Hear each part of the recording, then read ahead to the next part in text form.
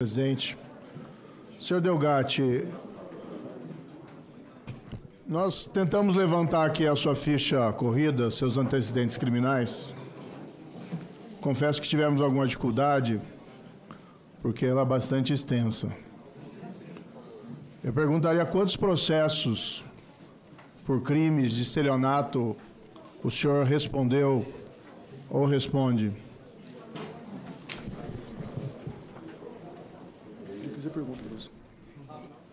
Se perdeu a conta, pode também esclarecer. Repetir, por gentileza. Quantos processos por estelionato, ações penais o senhor responde? Ou já respondeu? Respondi cerca de 4 ações e fui absolvido em todas elas. Nós pegamos uma lista aqui. Trata-se de uma perseguição que eu 46 processos, seja em fóruns de Ribeirão Preto, Araraquara, Rio Claro, Justiça Estadual. Quem que é João Otávio Pasqualino? Era um gestor de um banco que ele citou meu nome e na audiência, segundo ele foi coagido a falar meu nome porque em Araraquara eu sofri uma perseguição de um promotor e um delegado. O senhor foi condenado nesse processo. Eu fui o senhor disse que foi processo. absolvido. Não, eu tenho acordo aqui, o senhor foi condenado. Fui inocentado. Consta aqui no processo. Em segunda João instância, Otávio, o processo foi dado como prescrito. mantendo a condenação do senhor. Não. O senhor foi condenado e depois não foi aplicada a pena porque houve a prescrição. Mas o acordo é condenatório. Eu vou ler aqui para o senhor. João Otávio, enquanto funcionário do Banco Itaú, teria agido em conluio com Walter no período de 7 de abril a 23 de julho de 2013, efetuando consulta aos dados cadastrais de titulares de 44 cartões de crédito de clientes do banco, encaminhando os dados e as fotografias das respectivas assinaturas a Walter.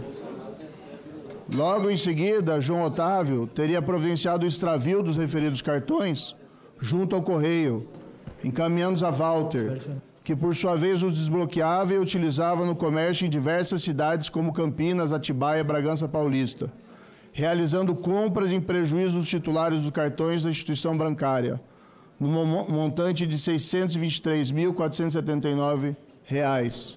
Só nesse caso aqui, senhor Walter, o senhor foi condenado como estelionatário de 44 vítimas diferentes. Quantas vítimas o senhor já provocou de estelionato? Quantas pessoas foram vítimas do estelionato que o senhor praticou? Relembrando que eu fui vítima de uma perseguição em Araraquara, inclusive equiparada à perseguição que Vossa Excelência fez com o presidente Lula, integrantes do PT, e ressaltando que eu li as conversas de Vossa Excelência e li a parte privada e posso dizer que o senhor é um criminoso contumaz. Cometeu diversas irregularidades e crimes. Pediria aqui que fosse advertido o depoente que não pode chamar um senador de criminoso cometendo crime de calúnia. Peço escusas, então. O senhor, por favor, respeite aqui o plenário desta casa. Retiro o que eu disse, peço escusas. O bandido aqui, desculpe, senhor Walter, que foi preso é o senhor. O senhor não está foi sendo preso acusado, o senhor foi condenado. O senhor foi condenado. O senhor é inocente como o presidente Lula, então, é isso?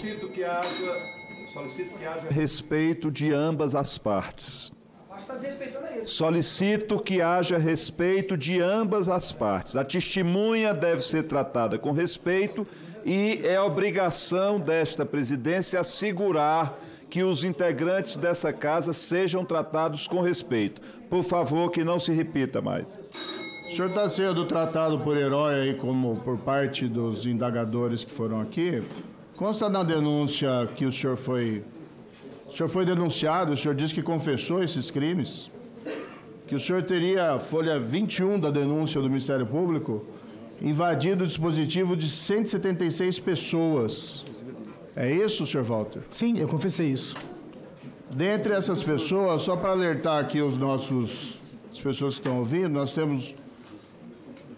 O senhor fala que o senhor fez isso para desmascarar a Lava Jato, mas vamos aqui para a lista. Ministro Paulo Guedes, Abílio Diniz, Davi Alcolumbre, senador dessa casa, Baleia Rossi, Chaim Zahrer. E aqui eu chamo a atenção do presidente da mesa, presidente, não para lhe imputar nada, mas seu nome está na lista aqui das pessoas que tiveram os dispositivos invadidos ou tentativa de invasão. Está aqui Cid Gomes, Flávio Bolsonaro, Ana Paula Godinho, Luciana Lócio. O senhor invadiu o dispositivo, então, de pelo menos 176 pessoas? Sim, acredito que mais que isso. Que, inclusive, eu cheguei às conversas de Vossa Excelência com o então procurador o Dallagnol, e essas conversas elas foram chanceladas pelo STF e são utilizadas até hoje para anular condenações de pessoas inocentes. Pessoas que cometeram crimes contra a Petrobras e roubaram dinheiro, é isso? Eu fico com a versão do STF que... Sérgio Cabral, por exemplo, é inocente. A presidência solicita às duas partes, a casa, e eu estou falando a todos os componentes, a todos os integrantes dessa CPMI, e a testemunha que se atenham à discussão sobre questões relativas ao objeto da convocação da testemunha. Senão, nós vamos entrar aqui numa discussão que não creio acrescentará nada a essa comissão. Presidente. Compreendo até a tese de quem faz o uso da palavra agora, de que deseja descaracterizar a testemunha ou caracterizá-la como uma pessoa que infringiu a lei. Mas a decisão do Supremo, que coloca aqui a testemunha, nos obriga a tratá-lo com respeito. E é só isso que eu peço que seja cumprido aqui.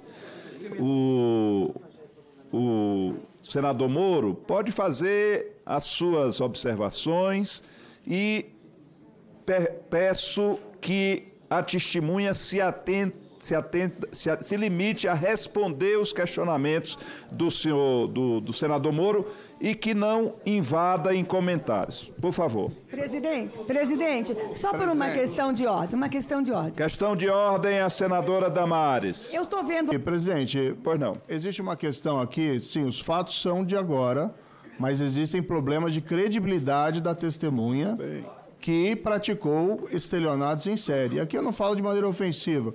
Quando ele me ofendeu, sim, aí eu tenho que redarguir. Mas estou perguntando sobre fatos objetivos de estelionatos que ele praticou. E o que é o cerne do estelionato? A fraude, a falsidade, a mentira contumaz. E aqui chega o depoente contando as suas versões, tal, isso depois vai ser analisado, mas eu vejo aqui muitos colegas tomando a palavra dele como se fosse uma verdade absoluta, quando a gente está diante aqui de um estelionatário profissional condenado. Condenado, é uma condenação de trânsito em julgado, doutor. A presidência, mais uma vez, solicita que a testemunha seja tratada com respeito. Na folha 68 da denúncia do Ministério Público contra Vossa Senhoria, há um diálogo do senhor com Fernanda. Quem é essa Fernanda? Na denúncia do Ministério Público. Em que denúncia? Na denúncia da spoofing. O senhor se passa aqui por um... O senhor já trabalhou numa instituição financeira, num banco? Não. Tem o áudio do senhor aqui, o senhor fala com a Fernanda e passando-se por um gerente de banco ou coisa parecida, o senhor obtém dados dela para praticar um estelionato. Bom, é isso que aconteceu? Eu não me recordo disso, se Vossa Excelência puder dar um play no áudio. Eu vou ler aqui, ó. Ao longo da gravação, é possível perceber que Walter se apresenta como responsável pela área técnica e segurança de uma instituição financeira e orienta a cliente do banco a realizar uma atualização no computador de forma a instaurar programa malicioso que possibilitaria a colheita dos dados de segurança da vítima. Um trecho aqui, Walter. Eu me recordo. Sim, acredito que a senhora receberá um novo contato para fazer a atualização da outra. Porém, como esse contato, a senhora já toma conhecimento de como faz e como pode fazer sozinha. A Fernanda diz para o senhor, eu fiquei achando que era hacker, vírus, alguma coisa. Eu tinha pedido esse procedimento.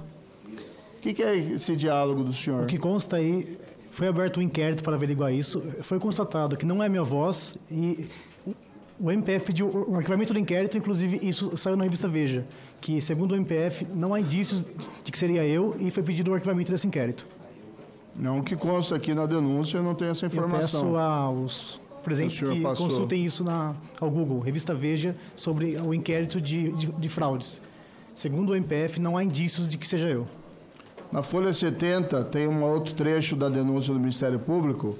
Essa mesma técnica é utilizada por Walter e outro arquivo analisado em que o denunciado conversa com um homem não identificado e tenta convencê-lo a realizar uma atualização no software do computador.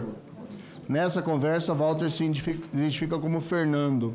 Folha 70 da denúncia. A denúncia ela foi feita pelo MPF, que são pessoas equiparadas ao MPF em que o senhor trabalhava, que impuseram isso. Contudo, foi aberto um novo inquérito no qual, segundo o mesmo MPF, não há indícios de que seja eu quem realizou essas ligações e não há indício algum de que eu tenha cometido um crime de fraude no inquérito vinculado à operação spoofing. Isso é público.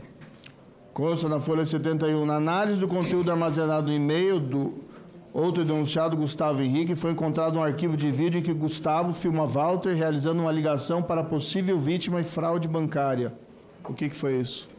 Tá, folha 71. Isso foi encontrado com o Gustavo e eu tenho conhecimento acerca disso. O senhor não confirma que o senhor utilizava os meios de informática para praticar golpes contra pessoas e conseguir cartões de crédito, valores? Não tinha isso? O senhor não fez isso? Eu confirmo, inclusive, eu fui investigado por isso pelo MPF, com todo o poder estatal, e segundo eles, não há indícios de que eu tenha cometido algum crime. E aonde que está isso, então, que o senhor está dizendo? Existe um inquérito e tem uma reportagem na revista Veja que cita o trecho do inquérito, o número do inquérito, e Vossa Excelência pode consultar esse inquérito, porque ele é público, como todo outro inquérito que tenha finalizado ou pedido arquivamento. Quem é Danilo Cristiano?